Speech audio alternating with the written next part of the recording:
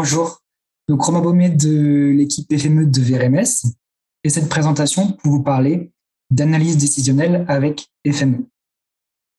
L'analyse décisionnelle ou Business Intelligence, BI, on parle aussi de DataVis, correspond aux techniques et outils permettant d'aboutir à des synthèses graphiques sur un jeu de données. C'est en quelque sorte de la cartographie thématique pour des données non localisées. Parmi les principaux acteurs de ce domaine, nous pouvons citer les leaders du marché, Qlik, Tableau, Microsoft Power BI, Digdash qui est un éditeur français. Et côté géospatial, Esri propose une offre décisionnelle ainsi que Business Geographic, Arctic et bien d'autres. Alors quel rapport avec FME? En effet, ces différentes solutions permettent de se connecter directement à des sources de données variées pour rétablir leur tableau de bord. Mais la bonne pratique voudrait plutôt que l'on constitue un lieu de stockage dédié à l'analyse décisionnelle. C'est ce qu'on appelle un entrepôt de données ou data warehouse. Cette structure intermédiaire représente de nombreux avantages puisqu'on va être en capacité de maîtriser les données qui vont alimenter les tableaux de bord. C'est à ce niveau-là qu'FME entre en jeu par la lecture des données dans des sources diverses et l'écriture dans l'entrepôt de données. Il va pouvoir être utilisé pour faire du contrôle qualité, pour anonymiser les données si besoin, les normaliser, réaliser certains calculs.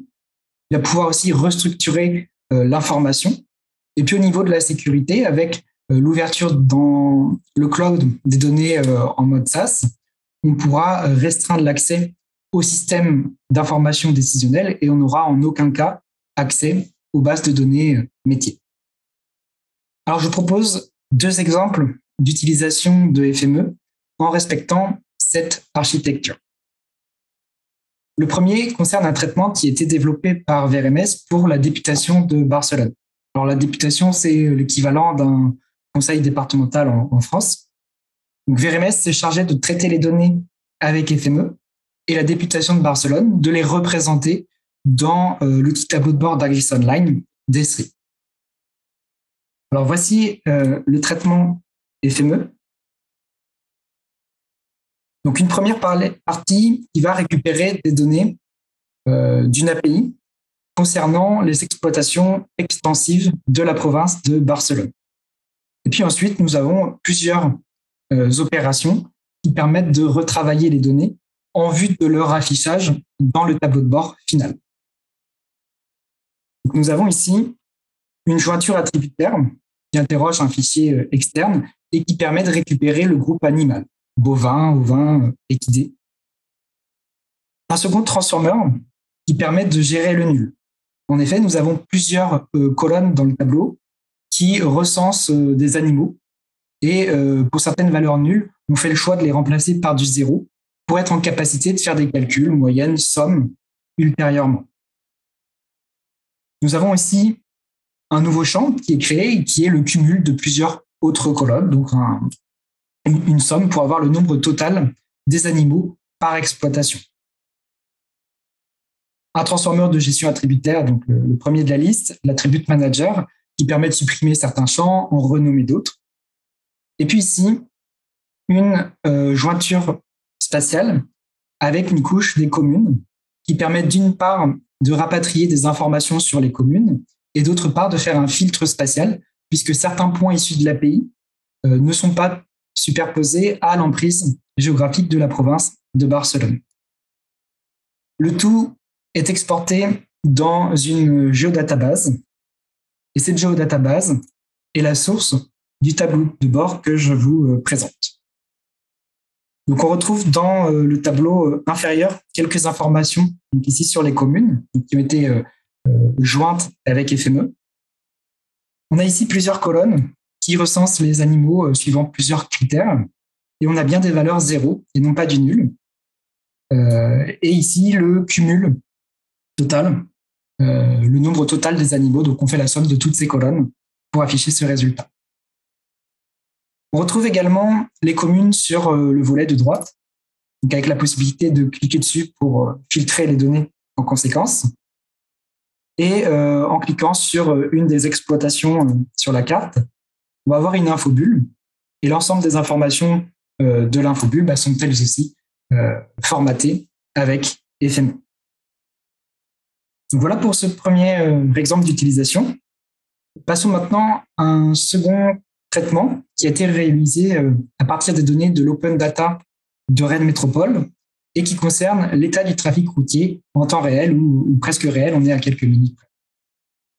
Donc là, il s'agit d'un traitement FME qui lit les données de l'API et qui les charge dans une base de données. L'application Tableau, donc liée au décisionnel, est utilisée pour représenter les informations à partir de la base sous la forme d'un tableau de bord avec ici une carte et un graphique.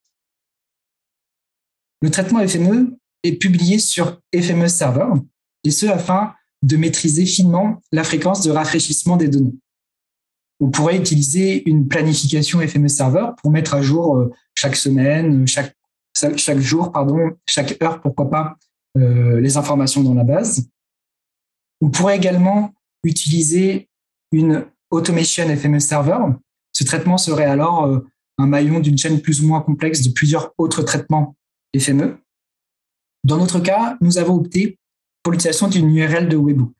C'est une URL qui, exécutée dans un navigateur, a pour comportement de déclencher le traitement FME et ainsi mettre à jour les données dans la base. Alors voici le résultat obtenu dans l'application Tableau avec la possibilité de filtrer les données pour avoir leur état, donc chargé, fluide, congestionné. Et puis, un bouton ici de rafraîchissement qui, en cliquant dessus, va ouvrir le navigateur et donc déclencher le traitement FME qui va mettre à jour les données dans la base. Il suffit alors de réactualiser la page Tableau pour actualiser les informations. Voici pour cette présentation. Je vais tout de suite laisser la parole à Antoine Buat de Digdash et Olivier Gate de VRMS pour la suite de cette présentation sur l'analyse décisionnelle. Je vous remercie de m'avoir écouté. Merci beaucoup, Romain. Et donc, je vous retrouve pour continuer cette session, cette intervention sur le domaine du décisionnel, en évoquant un sujet qui va essentiellement intéresser les collectivités locales et le secteur public, puisqu'il s'agit de l'exploitation des données de la DGFiP, données qui sont restreintes dans leur diffusion à certains groupes d'utilisateurs. Donc, je pense que beaucoup de monde connaît la DGFiP, la service du ministère des Finances chargé de la gestion des impôts des taxes. Mais pour nous, c'est avant tout un producteur de données de grande valeur. Il s'agit par exemple des données du cadastre, des taxes foncières, taxes d'habitation, etc. Alors, ces données sont classiquement utilisées dans toutes les collectivités pour répondre aux besoins des administrés, par exemple pour générer des relevés de propriété, retrouver le propriétaire d'une parcelle, demander, générer des fiches de renseignement d'urbanisme. Donc ces données peuvent être facilement exploitées actuellement dans FME avec l'extension Magic pour FME. Qui permet très facilement de charger ces données dans une base de données qui va être ensuite exploitée par des applications de web mapping, par exemple VMAP ou autres, pour assurer la représentation cartographique des données, ou des applications qui vont permettre de générer les rapports, les documents dont je viens de vous parler, les relevés de propriété, fiches de renseignement d'urbanisme, etc. Donc ça marche bien. Alors, si je vous parle aujourd'hui des données de DGFiP, c'est parce que nous pensons, et surtout les clients, les utilisateurs, ou au moins certains utilisateurs de FME, pensent que ces informations sont largement sous-utilisées, qu'elles pourraient être exploitées dans autre contexte pour fournir des tableaux de bord, non plus aux administrés, mais aux élus et aux responsables des administrations sur des thèmes tels que le foncier, l'évolution de l'habitat ou de la fiscalité locale. Alors, pour arriver à cela, il faut exploiter un modèle de données qui va être spécifique, qui va être totalement adapté à la production de ces tableaux de bord. Quelle est la différence avec le modèle de données initial? C'est que, au minimum, cette base de données, elle doit être pluriannuelle. Son objectif, c'est de pouvoir notamment mettre en évidence des évolutions. Et donc, il faut être capable de stocker plusieurs années d'informations, ce qui n'est pas le cas actuellement dans les applications utilisées classiquement avec ces données. Donc, il faut être capable de stocker plusieurs années, il faut être capable d'anonymiser certaines informations, voire d'en supprimer d'autres. Je pense au nom des propriétaires, par exemple. Certaines méritent d'être conservées, sans doute le pays ou le département de résidence des propriétaires, sans doute pas l'adresse elle-même. Donc, il y a un vrai travail à faire pour concevoir un modèle de données qui va être spécialisé. Donc, notre objectif, c'est de fournir en 2023 une version de notre produit Magic pour FME qui va être adaptée pour charger les données selon ces critères. Alors, il ne s'agit pas de remplacer le modèle de données actuel, mais plutôt de le compléter et de donner aux utilisateurs la possibilité de charger leurs informations, soit d'un modèle, soit dans l'autre, soit dans les deux, puisque bien entendu, si un modèle de données sera toujours d'actualité. Alors, pour valider cette approche, nous avons souhaité créer une petite maquette illustrant ce que pourrait être un tableau de bord exploitant ces données, notamment les fichiers Magic et Tascom. Alors, nous sommes associés pour cela à la communauté de communes de Loudéac, communauté en Bretagne. Et je tiens à remercier ici Monsieur Franck Le Provost, directeur général donc de la communauté, de son travail, de son soutien. Monsieur Le Provost sera avec nous dans quelques instants. Il pourra répondre à vos questions. Alors, nous avons également sollicité la société Digdash, éditeur français du logiciel d'analyse décisionnelle du même nom.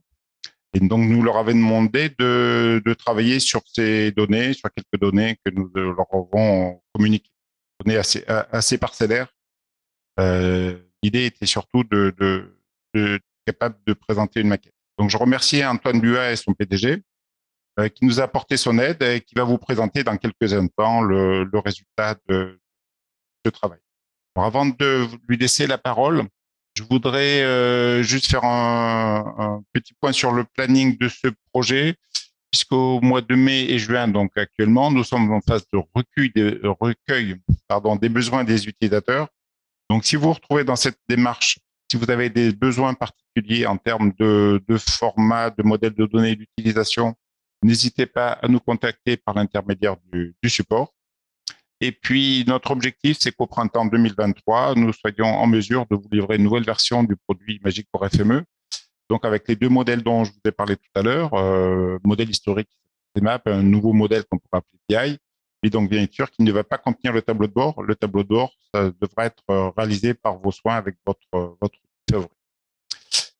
Voilà, je vous remercie pour l'instant. Je vous retrouve dans quelques instants pour la séance de questions-réponses. Mais avant, je laisse la place à Antoine Buat, donc PDG de la société Digdash. Monsieur Buat, bonjour. Bonjour à tous, merci Olivier.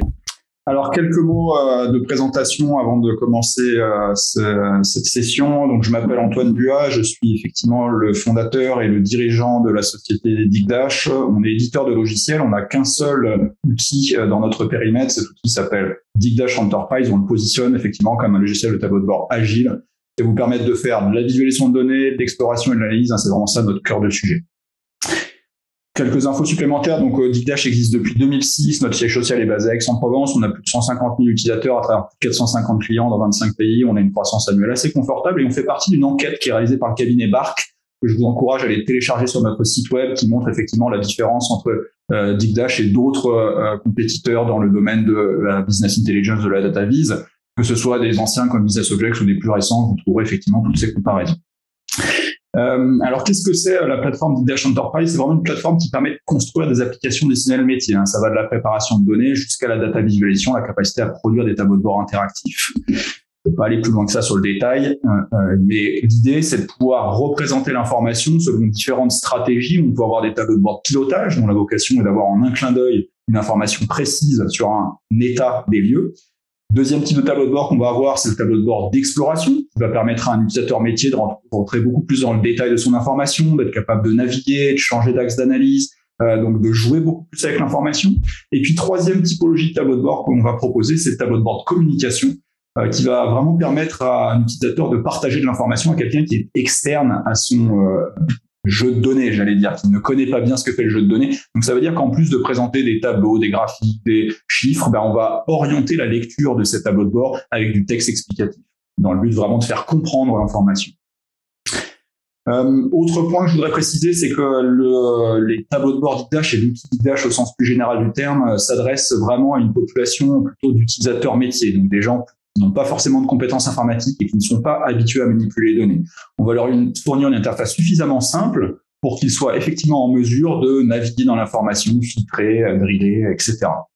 On s'adresse bien évidemment aussi aux utilisateurs intermédiaires, donc déjà des gens qui ont déjà une expertise avec d'autres produits, ça peut être Business Objects, ça peut être Qlik, ça peut être autre chose.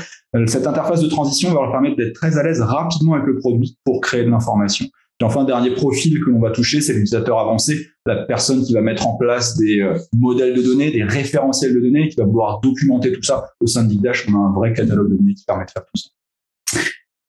Je veux conclure ces slides juste par quelques références clients. Sachez qu'on est présent dans le secteur public à différents niveaux, des ministères, des collectivités de toute taille, régions, départements, communautés de communes, certaines grandes villes. On est présent également dans les universités, les centres de recherche. Et puis, bien évidemment, dans le secteur privé, avec des types de métiers très différents, retail, logistique, web marketing, bancaire, télécom, comme vous pouvez le voir à travers ces quelques exemples ici.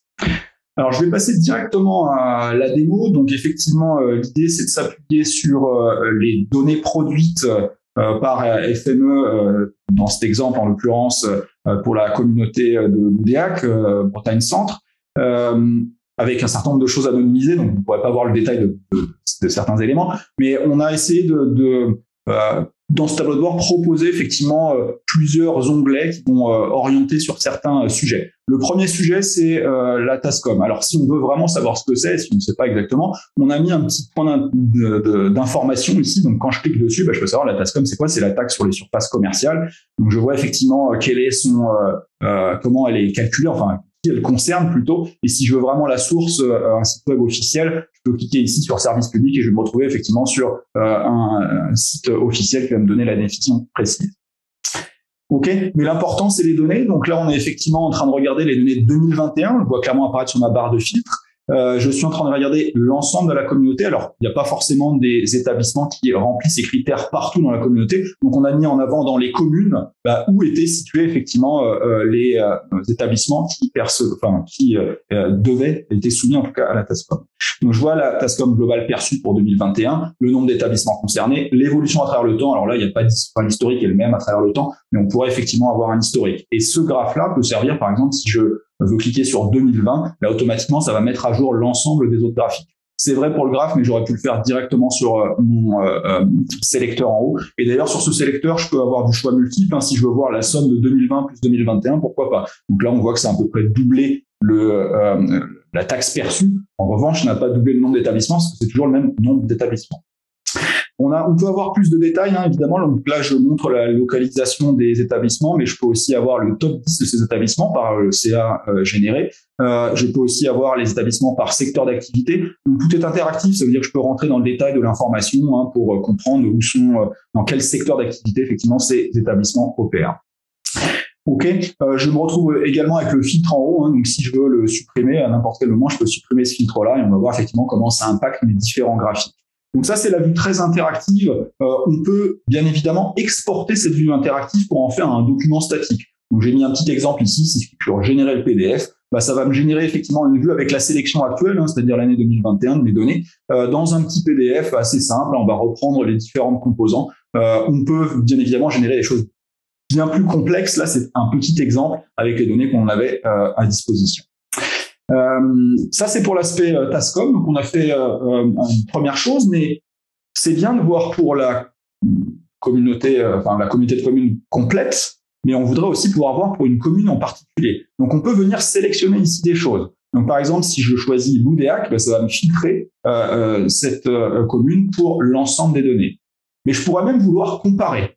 Donc, je vais prendre l'UDAC d'un côté et je vais ajouter un groupe de comparaison. Donc, ça va me dupliquer mon tableau de bord pour dire, je veux comparer l'UDAC à l'ensemble du reste de la communauté ou à une autre commune. Je prends, par exemple, Plouguenast. Pourquoi pas, d'accord? Et je vais voir automatiquement, effectivement, les graphiques s'ajuster et comprendre, effectivement, quel est, là, il n'y a qu'un seul établissement, et la 19, donc on voyait déjà sur la carte qui était une carte de chaleur, qu'il y avait une forte disproportion de la localisation des établissements, mais là, on peut l'analyser beaucoup plus finement.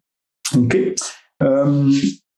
Je vais aller maintenant sur les données issues de Magic. Alors, première chose, c'est sur les locaux. Donc, on va avoir ici toujours la même chose, hein, même format de tableau de bord, un petit point d'interrogation qui va nous expliquer qu'est-ce qu'un local. On va avoir des indicateurs clés, le nombre de locaux, la densité des locaux, la position de ces locaux sur la communauté et puis l'évolution du nombre de locaux à travers le temps. Donc toujours pareil, hein, ces graphiques sont interactifs. J'ai rajouté ici un petit champ de filtres différents pour savoir effectivement quand avait été fait l'acte de mutation. Donc on peut venir choisir ici, hein, dire voilà, je veux commencer entre 2017 et 2021. Et on va voir que ça va nous filtrer effectivement l'ensemble des autres représentations graphiques. Toujours sur le même principe, hein, on peut avoir dans Digdash à chaque fois un comparateur supplémentaire et dire j'ai la communauté globale d'un côté, je veux le comparer à je ne sais pas, moi on va prendre Corel. Alors je connais pas bien le nom de cette communes ici, donc je ne sais pas absolument quel impact ça va avoir, mais on va voir effectivement directement ici la comparaison qui nous permet de mieux comprendre ces informations. Si on veut rentrer dans le détail pour les locaux d'habitation, pareil, là on a fait un petit graphique sur les locaux d'habitation. On va pouvoir choisir pour ces locaux la superficie des locaux qui nous intéressent. Si je veux que des locaux entre des habitations entre 400 et 450 mètres carrés, pourquoi pas. Si je veux rajouter 450 et plus, pourquoi pas aussi. Donc on va pouvoir très facilement effectivement naviguer dans ces données-là. Et encore une fois, toujours avec cet axe de comparaison qui est possible. Deuxième exemple troisième onglet sur la partie exonération. Donc on a choisi de rester toujours sur le même format. Sachez que c'est très libre dans Digdash, mais ici on a vraiment choisi de rester sur le même format. Donc on va voir les problématiques d'exonération. Donc c'est toutes les exonérations sur les locaux, d'accord. Donc on voit le montant exonéré total pour 2021, le nombre de d'emplacements effectivement pour lequel cette exonération s'applique. Et puis l'évolution à travers le temps, toujours pareil. Donc sur ma carte, je peux voir les informations précises par commune. Hein. Je peux voir aussi les 5 motifs les plus fréquents d'exonération. Donc on a pas mal d'informations détaillées. Hein. Je ne vais pas montrer sur les autres, mais à chaque fois sur ce petit onglet-là, on commence par une carte, mais on a plein d'informations effectivement qui nous permettent de mieux comprendre. Là ici, en l'occurrence, l'impression d'ensemble des logements, l'état d'entretien, ce qui fait qu'on a vraiment énormément d'informations. Dernière chose qu'on peut faire dans Digdash, c'est d'avoir un panneau d'analyse libre qui va permettre d'être alors, j'ai toujours conservé mon domaine de filtrage ici. Hein, je suis superficie des logements entre 400 et supérieur à 400 et je suis sur l'année de référence 2021, mais je pourrais enlever un des filtres. Donc, je veux voir effectivement l'ensemble des habitations et puis je pourrais rajouter des choses supplémentaires. Je m'intéresse au nombre de logements. Pourquoi pas voir la valeur locative d'un logement, hein. Je pourrais, alors par défaut, cette mesure arrive avec un agrégat favori, qui en l'occurrence ici est la moyenne de valeur locative, mais je pourrais changer cet agrégat pour dire quelle est la valeur locative minimum d'un logement. Pourquoi pas. Je pourrais aussi appliquer un filtre plus spécifique. Je m'intéresse à une année de construction. Alors, soit je veux créer une formule, hein, dire par exemple, je veux qu'elle soit supérieure à 1990. D'accord. Soit je peux sélectionner dans une liste complète d'années. D'accord. Donc là, on voit effectivement ça a filtré mon tableau très facilement. Je peux faire des analyses, les exporter, les partager à d'autres utilisateurs. Ok, écoutez, j'avais 10 minutes pour faire cette présentation, donc je pense que le compte y est. S'il y a des questions, n'hésitez pas à les poser. J'essaie de voir s'il y en a en temps réel. A priori, c'est plutôt des questions sur la partie magique, donc je vais laisser Olivier y répondre. Mais s'il y a d'autres questions concernant Digdash, n'hésitez pas à venir sur notre site web si vous souhaitez avoir plus d'informations. On fait des webinars de manière très régulière sur une version un peu plus complète de ce que fait le produit Digdash. Avant de passer à cette session, je voudrais rappeler quelque chose d'important que j'avais pas évoqué tout à l'heure, c'est que nous avons nous-mêmes, donc VRMS, assuré le chargement des données en mélangeant allègrement différentes années, différentes valeurs, en rajoutant certaines informations de manière aléatoire, de manière à assurer à respecter l'aspect confidentiel de ces données. Et donc Digdash a pu accéder ensuite à ces données qui ont été pré-traitées par nos soins. Pour la partie questions-réponses, ou la réponse aux questions, j'invite Monsieur Le Provost à nous rejoindre. Monsieur Le Provost, est-ce que vous êtes là? Bonjour à tous. Bonjour Monsieur Le Provost, je vous laisse vous présenter. Je l'ai fait très rapidement, mais je vous laisse la parole quelques instants. Merci Monsieur Gate. Donc Franck Le Provost, directeur de l'UDEAC Communauté Bretagne Centre en Bretagne. Déjà remercier VRMS et Big Dash pour les premiers développements. Donc ils travaillent sur l'exploitation de ces fichiers DGFIP.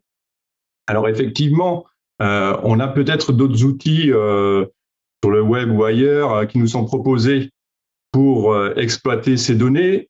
Pour autant, moi, personnellement, je n'ai pas retrouvé un outil qui me permette d'avoir une synthèse dynamique et qui me permette de retourner vers mes élus pour leur présenter l'évolution de la fiscalité, puisque c'était surtout autour de l'évolution de la fiscalité intercommunale où on a des grandes masses. Pour l'UDEAC Communauté, c'est à peu près 500 à 600 000 euros de fiscalité en plus chaque année.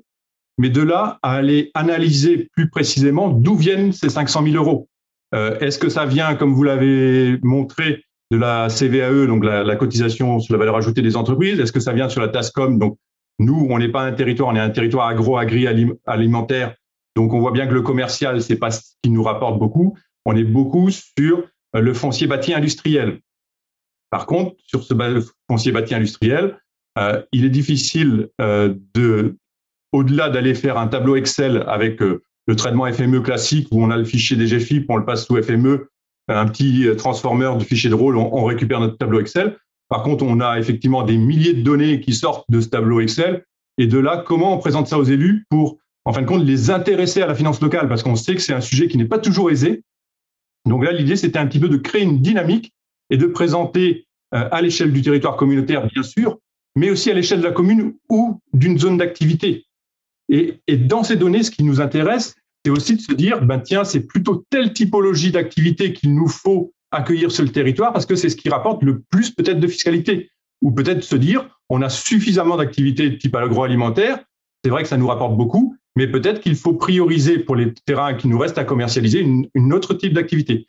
Donc c'était toute cette, en fin de compte, exploitation de données et toute cette dynamique interactive que je souhaitais, moi, au travers, par exemple, quand on a des séances de débat d'orientation budgétaire, donc c'est propre un petit peu à l'exécution budgétaire et avant le vote du budget, de montrer aux élus un document qui ne soit pas un simple tableau où ma prospective financière me dit que j'aurai plus 1 million cette année. Je veux aller dans le détail et leur démontrer un peu les dynamiques de territoire. Donc, c'était un petit peu ça la commande initiale. Parfait, merci. Alors, je vous propose de rester avec vous avec une première question. Alors, il est malheureusement connu que certaines données de la DGFIP ne sont pas fiables dans les fichiers magiques. N'avez-vous pas peur de tirer de fausses conclusions à partir de données incertaines? Alors, non. Oui, si on regarde un petit peu sur le logement, je suis assez d'accord que sur les données magiques, sur le logement, sur tout ce qui va être les dates de mutation, sur certaines valeurs, on peut avoir une marge d'erreur. On l'a vu quand on a réalisé notre PUIH, par exemple, on les a repérées. Mais l'intérêt des données magiques, c'est qu'elles sont quand même cohérentes dans le temps. Donc, on peut aller les modifier. Par contre, sur la fiscalité, les données qu'on récupère, en plus des données magiques, donc quelques fichiers de rôle, notamment tout ce qui va être sur la fiscalité, foncier bâti, taxes d'habitation, etc., ce sont les données au centime près, c'est les bonnes, puisque c'est celles qui servent à, après, générer les états annuels. Et moi, c'était plus sur vraiment la fiscalité, qu'elle soit intercommunale pour notre cas, mais ça pourrait être aussi dans les communes, parce qu'il faut savoir quand même que sur notre territoire, je pense qu'il y a moins de 5% des communes qui vont aller s'intéresser à ce que contiennent ces données. C'est quelque chose qui n'est jamais regardé par les communes. Et pourtant, il y a des tas d'informations, alors bien sûr qui sont anonymisées après, mais intéressantes pour un maire ou un président d'intercommunalité pour développer sa structure. Parfait, merci. Je vais rester avec vous avec une autre question qui pourra concerner Monsieur Buat par la partie technique. Dans la mesure où les informations sont anonymisées, est-ce qu'il sera envisageable d'ouvrir ces tableaux de bord au grand public? Peut-être au moins une partie. Voilà, donc question peut-être pour Monsieur le Provost sur le fond, sur l'intérêt, la faisabilité, sachant que ce sont des données qui sont quand même très très sensibles, on va dire. Et puis après peut-être Monsieur Buat pour la partie technique. Oui, ouvrir au grand public, oui, mais nous allons revenir à une échelle un peu plus macro, c'est-à-dire qu'on va rester à l'échelle d'une zone d'activité. Par exemple, on a la plus grande zone d'activité de Bretagne, donc on restera à ce niveau-là. On ne va pas aller à la parcelle et donner des infos sur l'entreprise. Donc, on va revenir sur des zooms un petit peu plus macro pour la version grand public. D'accord, ok. Et Monsieur Buat, donc de votre côté, alors, vous allez répondre pour Digdash, mais de manière générale, c'est possible d'utiliser des outils décisionnels. En général, alors tous les outils ne le fournissent pas, mais d'un point de vue technique, effectivement, l'idée c'est de pouvoir proposer des tableaux de bord qui sont accessibles au grand public. C'est le cas pour Digdash. Si vous voulez un exemple précis, vous allez sur le site de Santé publique France, vous regardez les données de la Covid-19. C'est un site qui est réalisé avec Digdash. Donc oui, on peut intégrer très facilement de la donnée grand public, y compris quand on a des volumes d'utilisateurs importants qui vont s'y connecter. Le site de Santé publique France, c'est plus de 80 000 personnes qui se connectent au tableau de bord concernant la Covid-19 de manière journalière. Donc oui, ce sont des choses qui sont faisables techniquement. Parfait, merci. On revient à des questions peut-être plus génériques sur FME. Martin qui nous demande, y aura-t-il des projets futurs prévus pour intégrer de la data vis directement dans l'écosystème FME? Je ne sais pas qui peut répondre à ça, c'est peut-être moi ou Johan. Parce qu'il est là, non, il ne fait pas partie des panélistes. Donc je vais répondre. Réponse bref, pas à ma connaissance. Je ne pense pas que Safe Software ait la volonté d'aller dans ce domaine. Pour Tableau, une autre question, y a-t-il un format d'écriture depuis FME où les données sont-elles issues d'une base de données intermédiaire? Donc ça, c'est pour Romain. Ouais. Alors, dans la démonstration, on utilisait une base de données intermédiaire, mais le format il est disponible dans FME pour l'écriture. On peut écrire dans le format hyper de Tableau. Également d'autres formats pour d'autres solutions décisionnelles. Je pense à Kulik notamment. Ok. Alors, autre question, gérez-vous ou plutôt intégrez-vous les filiations des parcelles dans ce projet? Donc ça, c'est plutôt question pour moi. Non. Non, je pense pas que l'objectif soit de remonter l'historique des parcelles. Hein. Plutôt d'avoir une vision qui va être plutôt globale, qui pourrait être localisée, pourquoi pas. Mais je pense pas qu'il y ait un véritable intérêt. Bon, s'il y a une demande, pourquoi pas. Mais comme on va le voir par rapport à d'autres questions, ça peut poser quand même un certain nombre de problèmes que de conserver trop d'informations. Et je pense qu'on va y passer tout de suite. Voilà. Le stockage sur plusieurs années est-il autorisé? En théorie, en cas de livraison de nouvelles données magiques, nous avons pour obligation de supprimer des anciennes données. Alors, effectivement, ça, c'est une contrainte qui est connue. Et d'où la nécessité d'anonymiser ou plus simplement de supprimer beaucoup d'informations qui ont un caractère particulièrement confidentiel. Je pense aux propriétaires. Il y a sans doute d'autres informations de ce type. Donc, il y aura sans doute des discussions à voir avec la DGFiP. Nous sommes en contact avec d'autres organismes tels que le CEREMA qui exploitent ces données et qui eux-mêmes n'ont pas pour vocation, ils n'ont pas objectif d'exploiter ces informations de cette manière-là, mais on les tient au courant et on discute avec eux. Donc, ça fait partie des écueils qu'il faudra éviter. Au plus qu'écueil, c'est qu'en fait, tout simplement, faut discuter avec les autorités compétentes en amont pour vérifier que le modèle de données soit compatible avec une gestion à long terme de l'information. Voilà, bon, on a plusieurs questions sur ce sujet. Voilà. Alors, pourquoi ne pas utiliser les fichiers foncés de CEREMA? Pourquoi pas? Ça pourrait être une possibilité. Les données du CEREMA, à ma connaissance, ne gèrent pas l'aspect pluriannuel, mais on pourrait récupérer éventuellement plusieurs années. L'avantage des données brutes magiques, c'est qu'ils sont disponibles directement auprès de la DGFiP pour toutes les collectivités de France.